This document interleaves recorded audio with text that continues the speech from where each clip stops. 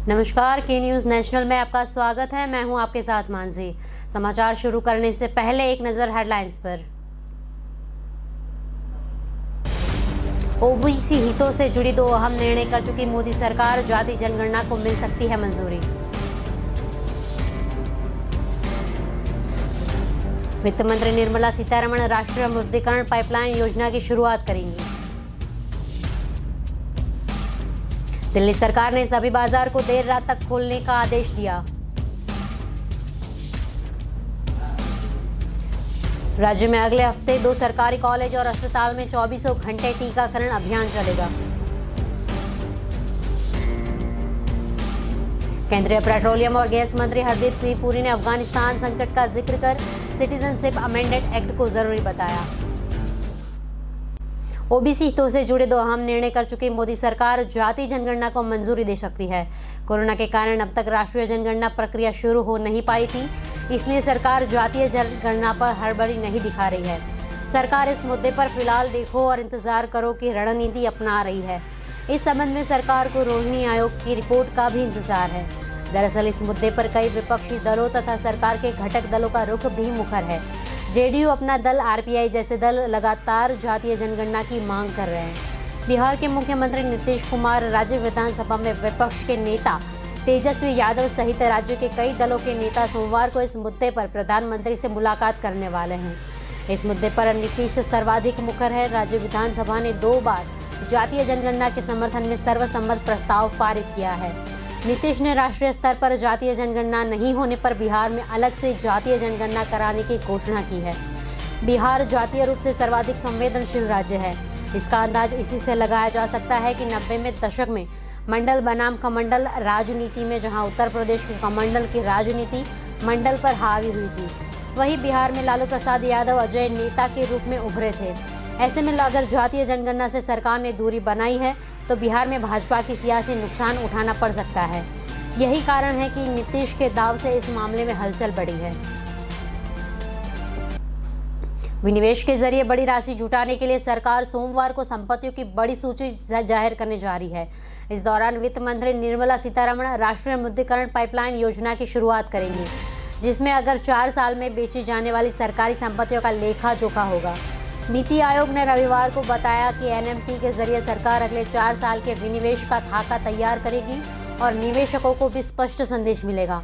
वित्त मंत्री विनिवेश के लिए पहचान की गई कंपनियों, पावर ग्रिड, हाईवे आदि की सूची भी जाहिर करेंगी। निवेश एवं सार्वजनिक संपत्ति प्रबंधन विभाग के सचिव तुहिनकांत पांडेय ने पिछले दिनों कहा था कि सरकार ने विनिवेश के लिए करीब 6 लाख करोड़ की संपत्तियों की पहचान कर ली है। एनएमपी का जिक्र वित्त मंत्री ने 2020-21 के बजट भाषण में ही कर दिया था। उन्होंने कहा था कि इसके जरिए जुटाए फंड बुनियादी विकास क्षेत्र में लगाए जाएंगे। उन्होंने बजट में इनका विनिवेश पर सबसे ज्यादा जोर दिया था। योजना की शुरुआत के मौके पर नीति आयोग के उपाध्यक्ष राजीव कुमार, नीति आयोग के सीईओ अमिताभ कांत व अन्य सचिव भी उपस्थित रहेंगे। आज से दिल्ली के सभी बाजार गुलजार होंगे। मॉल में भी रात तक रौनक दिखेगी और दिल्ली वाले खरीदारी कर सकेंगे। दरअसल सोमवार से दिल्ली सरकार ने सभी बाजारों को देर रात तक खोलने का आदेश दे दिया है। कोविड की वजह से रात 8 बजे तक ही खोलने वाले बाजार अब पुराने समय के अनुसार खुल सकेंगे। त्योहारों के मौसम में खरीदारी करने में दिल्ली वालों को अब आसानी होगी। गर्मी की उमस से अब उन्हें रात 8 बजे की जगह रात 10 बजे तक शॉपिंग करने की आज़ादी होगी। हालांकि दिल्ली सरकार ने यह भी हिदायत दी है कि कोविड प्रोटोकॉल का उल्लंघन नहीं होना चाहिए और दिल्ली सरकार के इस निर्णय के बाद दिल्ली के व्यापारियों ने भी पूरी तैयारी कर ली है। करोल बाग मार्केट एसोसिएशन के अध्यक्ष मुरली मनी ने बताया, देर रात तक बाजार खुलने से व्यापार में रौनक लौटेगी और दिल्ली की कामकाजी जनता रात के वक्त ज़्यादा खरीदारी करने निकलती है। सरकार के इस फैसले से बाजार की रौनक बढ़ेगी। जनपद मार्केट ट्रेडर्स एसोसिएशन के महासचिव टोनी चावला व जनपद मार्केट के जनरल सेक्रेटरी मनोज कुमार कहते हैं कि दिल्ली में छोटा मार्केट हो या बड़ा, सभी में राज्य में ही गुलजार होते हैं। संक्रमण दर कम हो रहा है। देर रात तक रेस्टोरेंट व मॉल खुलेंगे तो दिल्ली की आर्थिक व्यवस्था भी बेहतर होगी। भारतीय उद्योग व्यापार मंडल के राष्ट्रीय संयोजक पवन कुमार ने बताया कि कोविड की वजह से व्यापार जगत में निराशा का माहौल है। त्योहारी सीजन में आर्थिक रूप से संबल मिलेगा। सभी तरह के व्यापार के संयोजन से ही पूरा आर्थिक ढांचा बेहतर होगा। उम्मीद है कि कोविड की वजह से बेपटरी हुई आर्थिक व्यवस्था सरकार के निर्णय से बेहतर होगी। कोरोना की तीसरी लहर को देखते हुए सरकार काफी सतर्क है और वे जानती है कि टीकाकरण ही एकमात्र कोरोना रोकने का साधन है। वहीं तमिलनाडु सरकार ने शनिवार को एक ऐतिहासिक फैसला लिया है। अब जो लोग वैक्सीन नहीं लगवा पाए हैं या जिन्हें लगवानी है, उनके लिए राज्यों में अगले हफ्ते से सरकारी कॉलेजों और अस्पतालों में 24 घंटे टीकाकरण अभियान चलेगा। चिकित्सा और परिवार कल्याण मंत्री सुब्रमण्यम ने कहा है कि राज्य में 24 घंटे टीके उपलब्ध कराए जाएंगे। इससे लोग कहीं भी और कभी भी टीके की खुराक ले सकेंगे। सुब्रमण्यम ने यह भी कहा था कि सेवा सोमवार से 37 जिलों के सभी सरकारी अस्पतालों में उपलब्ध कराई जाएगी। यह सेवा चेन्नई में सोमवार को राजीव गांधी सरकारी सामान्य अस्पताल, तमिलनाडु सरकार के मल्टी सुपर स्पेशलिस्ट अस्पताल, ओमांदुर स्टेनली मेडिकल कॉलेज और किलपोक मेडिकल कॉलेज अस्पताल में प्रदान की जाएंगी। और आगे कहा था कि उसी दिन सभी मेडिकल कॉलेज अस्पतालों में 24 घंटे और मदिथुलाई पेरमोल जैसी जगहों पर विस्तार किया जाएगा जिनमें मेडिकल कॉलेज नहीं है। सरकार 24 घंटे के टीकाकरण कार्यक्रम के लिए विज्ञापन भी देगी, जिससे जनता को सेवा का उपयोग करने की सलाह दी जाएगी। सुब्रमण्यम ने कहा है कि विभिन्न पर्यटक और तीर्थ स्थलों पर भी टीकाकरण की व्यवस्था की गई है। इस संबंध में जिला प्रशासन को टीकाकरण प्रक्रिया में तेजी लाने की सलाह दी गई है। लोकप्रिय पर्यटन शहर कोडाई कनाल में सभी लोगों को टीका लगाया गया, जबकि पलानी में 98% रहा था। देश में तीसरी लहर की आशंका को देखते हुए केंद्र में पूरे देश में टीकाकरण की रफ्तार को तेज करने और इसके दायरे को बढ़ाने की कोशिश कर रहा है। इसके अलावा देशव्यापी कोरोना टीकाकरण का नया चरण 21 जून से शुरू हो सकता है। केंद्रीय पेट्रोलियम और गैस मंत्री हरदीप सिंह पुरी ने अफगानिस्तान संकट का जिक्र कर सिटीजनशिप अमेंडमेंट एक्ट को जरूरी बताया है। पुरी ने ट्वीट करते हुए कहा है कि पड़ोसी देश में सिख और हिंदुओं के साथ जैसा बर्ताव हो रहा है, उससे पता चलता है कि देश में सीए लागू करना क्यों जरूरी है।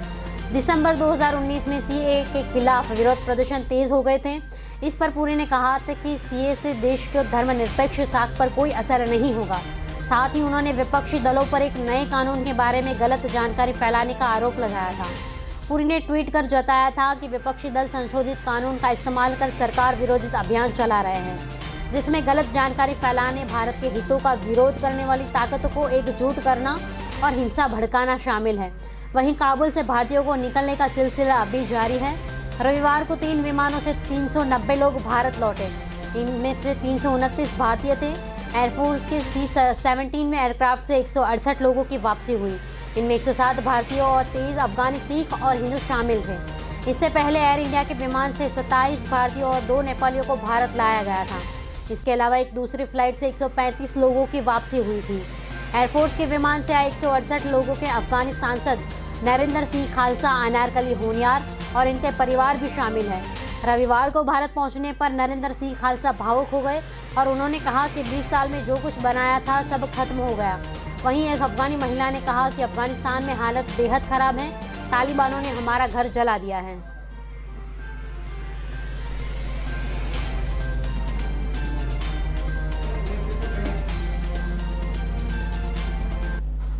फिलहाल रुकते हैं एक छोटे से ब्रेक के लिए। जुड़े रहिए के न्यूज के साथ। न ऐश का न द्वेष का, यह दंगल है देश का। सुलगती समस्याओं के जुलसते सवालों का होगा दंगल देश का। प्रशासन के प्रश्नों को लेकर होगा दंगल देश का। शिक्षा, स्वास्थ्य, समाज, कानून और व्यवस्था के आज क्या है हालात। सोमवार से शुक्रवार रोज रात 8 बजे जलपा क्षत्रिय के साथ दंगल देश का। ब्रेक के बाद आपका स्वागत है। अब देखते हैं आगे की खबरें। चीन हमेशा से तानाशाह के रूप में जाना जाता है।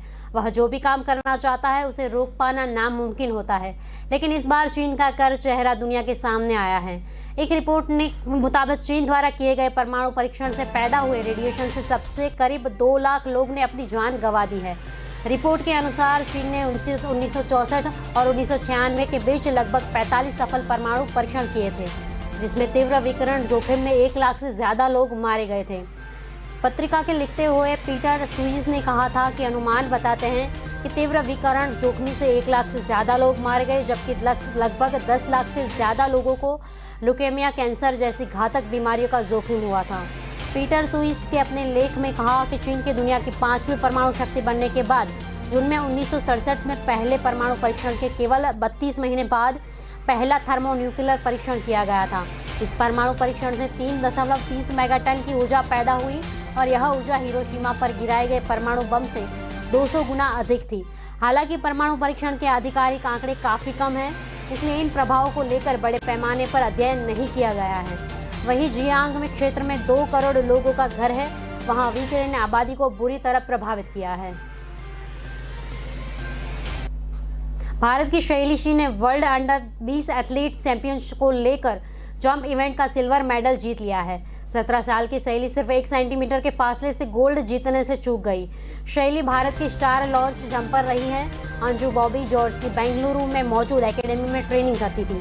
शैली शी ने 6.59 मीटर की छलांग के साथ नया नेशनल रिकॉर्ड बनाते हुए दूसरा स्थान हासिल किया है। वहीं स्वीडन की 18 वर्षीय माजा ने 6.60 मीटर के साथ गोल्ड मेडल अपने नाम किया।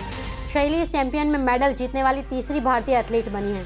शैली ने कहा है कि 1 सेंटीमीटर से गोल्ड मेडल चूकने का अफसोस है, लेकिन पहले इंटरनेशनल इवेंट में सिल्वर जीतने से मैं खुश भी हूँ। अगले वर्ल्ड चैंपियनशिप में गोल्ड मेडल जीतने की कोशिश करूंगी। मेरे पास एक बार और अंडर 20 में खेलने का मौका भी है। और शैली ने आगे कहा कि मेरी कामयाबी के पीछे मेरे कोच और मेरी माँ का बड़ा योगदान है। मैं इस मेडल को अपने कोच रॉबर्ट बॉबी जॉर्ज को समर्पित करती हूँ। अब मेरा अगला लक्ष्य कॉमनवेल्थ और एशियन गेम्स में मेडल जीतना है। शैली ने बताया कि लॉकडाउन के दौरान मेरी प्रैक्टिस प्रभावित न हो, इसलिए मेरे कोच रॉबर्ट बॉबी जॉर्ज और अंजू बॉबी जॉर्ज ने अपने घर पर रखा। उन्होंने अपने बच्चों की तरह मेरा ख्याल रखा और मेरा मार्गदर्शन किया। शैली से पहले इस बार अंडर 20 वर्ल्ड एथलीट्स में भारतीय मिक्स्ड रिले टीम ने ब्रॉन्ज मेडल जीता था। इसके बाद अमित खत्री ने 10 किलोमीटर रेस वॉक में सिल्वर मेडल अपने नाम किया था। पूर्व मुख्यमंत्री कल्याण सिंह का अंतिम संस्कार आज शाम नरोरा में गंगा नदी के तट पर किया जाएगा। बताते हैं कि मुख्यमंत्री योगी आदित्यनाथ ने कल्याण सिंह के निधन पर शोक व्यक्त करते हुए प्रदेश में 3 दिन के राजकीय शोक और 23 अगस्त को सार्वजनिक अवकाश की घोषणा की है। मुख्यमंत्री ने कहा है कि अधिक से अधिक लोग उनके अंतिम संस्कार में शामिल हो सके, इसलिए 23 अगस्त को सार्वजनिक अवकाश घोषित किया जाएगा। मुख्यमंत्री योगी आदित्यनाथ और प्रदेश अध्यक्ष स्वतंत्र देव भी पार्थिव देह के साथ हेलीकॉप्टर में अलीगढ़ पहुंचे। वैदिक रीति रिवाज से अंतिम संस्कार किया जाएगा। कल्याण सिंह के दाह संस्कार के लिए 25 किलो चंदन की लकड़ी की व्यवस्था की गई है। आर्य समाज के 11 आचार्य अंतिम संस्कार वैदिक रीति रिवाज से संपन्न कराएंगे। बताया जा रहा है कि चंदन ढक पीपल व आम की लकड़ी का उपयोग किया जाएगा। आचार्यों में रणधीर शास्त्री, दीपक शास्त्री, आचार्य अविनाश शास्त्री, महेंद्र देव, हिमांशु सहित शामिल होंगे। गौरतलब है कि प्रदेश के पूर्व मुख्यमंत्री कल्याण सिंह का लंबी बीमारी के बाद शनिवार रात लखनऊ के एसजीपी में निधन हो गया था। 2 बार प्रदेश के मुख्यमंत्री रहे 89 साल के कल्याण सिंह 4 जुलाई को भर्ती थे। उत्तर प्रदेश के पूर्व मुख्यमंत्री और राजस्थान के पूर्व राज्यपाल कल्याण सिंह को पार्थिव शरीर रविवार को अंतिम दर्शन के लिए लखनऊ में उनके आवास विधान भवन और भाजपा कार्यालय में रखा गया था। पीएम मोदी और भाजपा के राष्ट्रीय अध्यक्ष जेपी नड्डा ने लखनऊ पहुंचकर कल्याण सिंह के अंतिम दर्शन कर श्रद्धांजलि दी थी। वहीं सीएम योगी समेत कई बड़े नेताओं ने कल्याण सिंह को श्रद्धांजलि दी थी। कोरोना वायरस के बाद होने वाली बीमारियों में सबसे ज्यादा जीवन को प्रभावित करने वाला ब्लैक फंगस, जो कमजोर इम्यूनिटी वालों को अपना शिकार बनाता है और इसका इलाज भी काफी जटिल है। अब कर्नाटक के मुख्यमंत्री बसवराज बोम्मई ने अच्छा फैसला किया है और साथ ही घोषणा की है कि राज्य सरकार अस्पतालों से छुट्टी मिलने के बाद भी ब्लैक फंगस रोग से पीड़ित व्यक्तियों को मुफ्त इलाज दिलाएगी। बता दें कि ब्लैक फंगस का इलाज काफी महंगा है, गरीब तो इसके बारे में सोच भी नहीं सकता है। इसके उपचार में ही उपयोग होने वाले इंजेक्शन की कीमत 10,000 रुपये से 12,000 रुपये प्रति इंजेक्शन के बीच है, जो मरीजों को डिस्चार्ज होने के बाद 4 हफ्ते तक घूर पर ही इंजेक्शन लेना पड़ता है। सीएम बसवराज बोम्मई ने कहा, परिवारों पर इस आर्थिक बोझ का ध्यान रखते हुए सरकार ने ब्लैक फंगस के रोगियों के लिए सभी खर्च उठाने का फैसला किया है। जब तक वे पूरी तरह से ठीक नहीं हो जाते, सरकार सभी तरह का खर्च उठाएगी।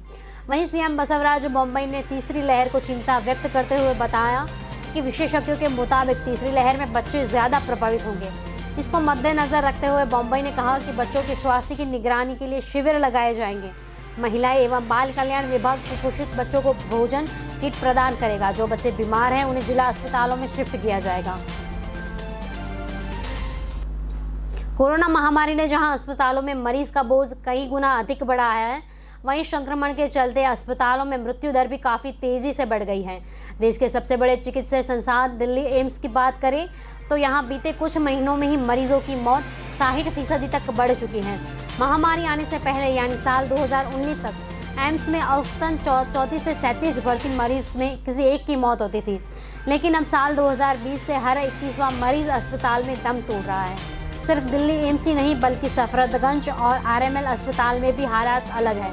इन दोनों अस्पतालों में स्थिति यह है कि हर 10वां मरीज मौत की चपेट में आ रहा है। केंद्रीय स्वास्थ्य मंत्रालय से मिली जानकारी के मुताबिक नई दिल्ली स्थित अखिल भारतीय आयुर्विज्ञान संस्थान में 2018 के दौरान मरीजों को भर्ती किया गया था, जिनमें से 5,344 मरीजों की मौत हुई थी। यानी 2018 के दौरान अस्पताल में भर्ती 34 मरीज में से किसी एक की मौत दर्ज की गई थी। यह स्थिति साल 2019 के दौरान बढ़कर 37 तक पहुंच गई थी। उस दौरान 1 लाख से भी ज़्यादा मरीज भर्ती हुए थे। मरीजों की मौत हुई, लेकिन जनवरी 2020 में कोरोना महामारी से संक्रमित पहला मरीज देश में मिलने के बाद मार्च 2020 में संक्रमित मरीजों की संख्या बढ़ने लगी और एम्स में भर्ती मरीजों की मृत्यु दर भी उसी रफ्तार से बढ़ी।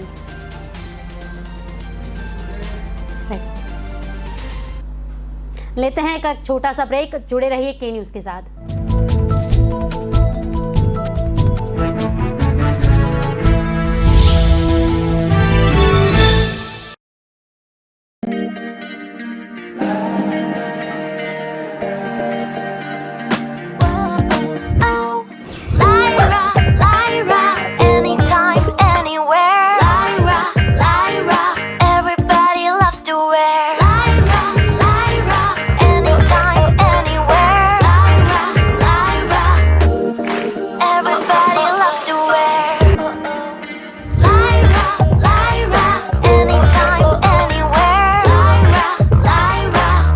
My life, my Lyra.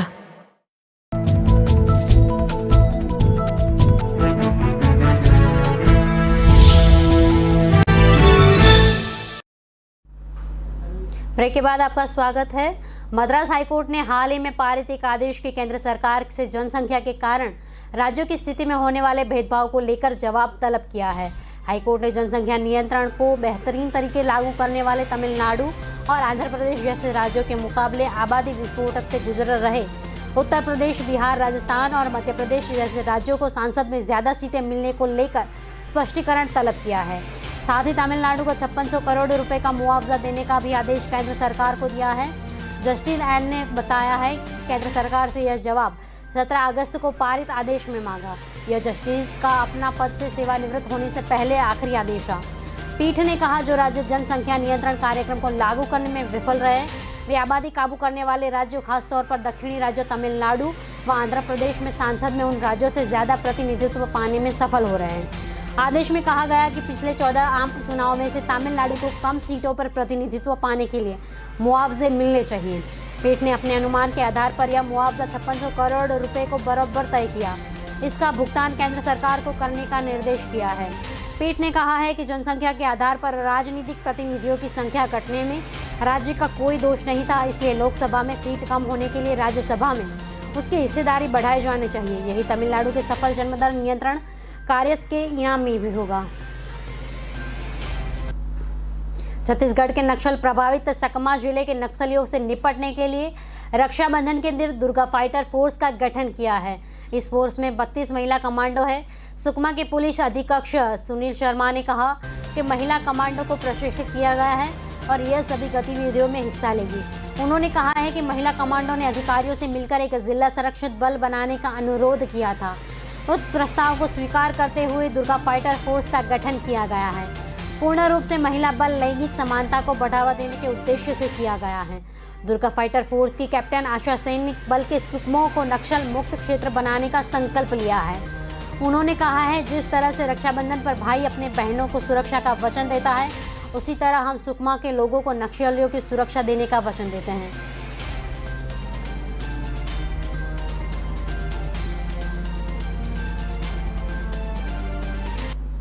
Afghanistan पर इस समय तालिबान का राज है। तालिबानी लड़ाकू देश पर अपने शासन चला रहे हैं। इसका सबसे बुरा असर अफगानी महिलाओं और बच्चों पर पड़ा है। अफगानिस्तान में मची अफरा तफरी के बीच वहां की फेमस महिला डायरेक्टर सहारा कर्मी ने अपनी आप बीती सुनाई है। सहारा कर्मी ने बताया कि अफगानिस्तान के हालात डरावने हैं। यह बेहद ज़रूरी है कि इन घटनाओं का डॉक्यूमेंटेशन कर लिया जाए ताकि आने वाले समय में दुनिया अफगानिस्तान के इस कठिन समय को भूल ना जाए। करीमी ने इससे पहले दुनिया भर की फिल्म कम्युनिटी को पत्र लिखकर तालिबान के जुल्मों के खिलाफ आवाज़ उठाने की अपील की थी। उनका पत्र सोशल मीडिया पर वायरल हो गया था। अपने पत्र में उन्होंने बताया था कि 15 अगस्त को वो पैसे निकालने बैंक पहुंची। काफ़ी देर तक इंतजार करने के बाद भी उन्हें पैसे नहीं मिले।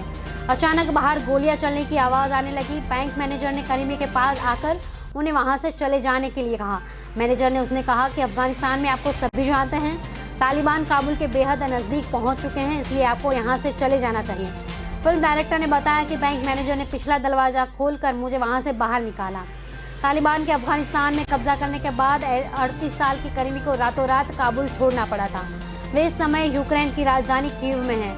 उन्होंने इससे पहले काबुल की सड़कों में घूमते हुए एक वीडियो रिकॉर्ड कर वहां की स्थिति बताई थी। सोशल मीडिया पर वीडियो काफ़ी वायरल हुआ था। करीमी हवा, मरियम, आयशा जैसी फेमस फिल्में बना चुकी है। इन फिल्मों में अफगानिस्तान की महिलाओं की जिंदगी के बारे में बताया गया था। दुनिया के कई देश ऐसे हैं जहां रोजगार की कमी है, लोगों को काम नहीं मिल पा रहा है, लेकिन ब्रिटेन में कोरोना और चलते काम करने वाले लोग ही नहीं मिल रहे हैं। आलम यह है कि ब्रिटिश जेलों में बंद कैदियों को रिहा कर बतौर कर्मचारी भर्ती किया जा रहा है। दरअसल ब्रिटेन में पिछले कुछ हफ्तों से सुपरमार्केट खाली है क्योंकि ब्रेग्जिट के चलते एचवी ड्राइवर, फ्रूट पिकर और फैक्ट्री कर्मचारियों की संख्या में भारी गिरावट आई है। अब इस संकट का दूर करने के लिए ऐसे कारोबारी भी संस्थान एक योजना तहत कैदियों को भर्ती करा रहे हैं। योजना के तहत काम के लिए कैदियों को 1 दिन के लिए रिहा किया जाएगा। रिपोर्ट के मुताबिक कर्मचारियों की बड़ी कमी के चलते यहाँ का एक जेल तो पूरी तरह कैदियों से खाली कर दिया गया है। ब्रिटेन में अक्टूबर 2020 और मार्च 2021 के बीच कैदियों को कुल 58,000 दिनों की कार्य संबंधित रिहाई दी गई थी। अब यह संख्या लगातार बढ़ने की उम्मीद है। इसके अनुसार कैदियों को कार्य के समय से पहले जेल से छोड़ा जाता है और काम पूरा करने के बाद उन्हें जेल में वापस आना पड़ता है। इस काम के लिए उन्हें भुगतान भी किया जा रहा है। हालांकि यह जवाबदारी संस्थान की होती है कि कैदी कहीं भाग न जाए। ब्रिटेन के रिटेल का कहना है कि करीब 9,000 एचवी ड्राइवरों की कमी है। इससे आपूर्ति श्रृंखला पर बहुत दबाव पड़ रहा है। इसके चलते कैदियों को काम करने के लिए दिए जाने वाली रिहाई के दिनों की संख्या अभी और बढ़ सकती है। इसके साथ ही सितंबर में स्कूलों के दोबारा खुलने और कर्मचारियों से फिर से कार्यालय पहुंचने के बाद स्थिति और गंभीर हो सकती है। महाराष्ट्र के शिवसेना सांसद संजय राउत ने अफगानिस्तान में बने हालात की तुलना भारत के बंटवारे के समय से की है। उन्होंने इससे एक नया एंगल भी जोड़ा है। शिवसेना के मुखपत्र सामना में अपने कॉलम में लिखा था कि अफगानिस्तान की मौजूदा स्थिति भारत के बंटवारे के समय जैसी है। वहाँ के यह हालात याद दिला दे किसी देश का अस्तित्व और संप्रभुता खत्म होने का दर्द कैसा होता है। संजय राउत के मुताबिक अगर नाथूराम गोडसे ने महात्मा गांधी की जगह मोहम्मद अली जिन्ना को मारा होता तो देश का बंटवारा रोका जा सकता था। अगर ऐसा होता तो 14 अगस्त को विभाजन मनाने की जरूरत भी नहीं पड़ती। दरअसल स्वतंत्रता दिवस से पहले प्रधानमंत्री नरेंद्र मोदी ने हर साल 14 अगस्त को विभाजन विभीषिका स्मृति दिवस मनाने का ऐलान किया था। संजय राउत ने कहा है कि जब तक बंटवारे से अलग हुआ हिस्सा वापस देश में शामिल नहीं हो जाता, तब तक बंटवारे का दर्द कैसे कम हो सकता है, मन को शांति कैसे मिल सकती है। हमें लगता है अखंड भारत बनना चाहिए, लेकिन यह मुमकिन नहीं लगता। हालांकि हमारी उम्मीद बनी रहेगी। अगर प्रधानमंत्री मोदी अखंड भारत चाहते हैं तो उनका स्वागत है, लेकिन उन्हें बताना पड़ेगा कि वे पाकिस्तान के 11 करोड़ मुस्लिम के बारे में क्या करेंगे।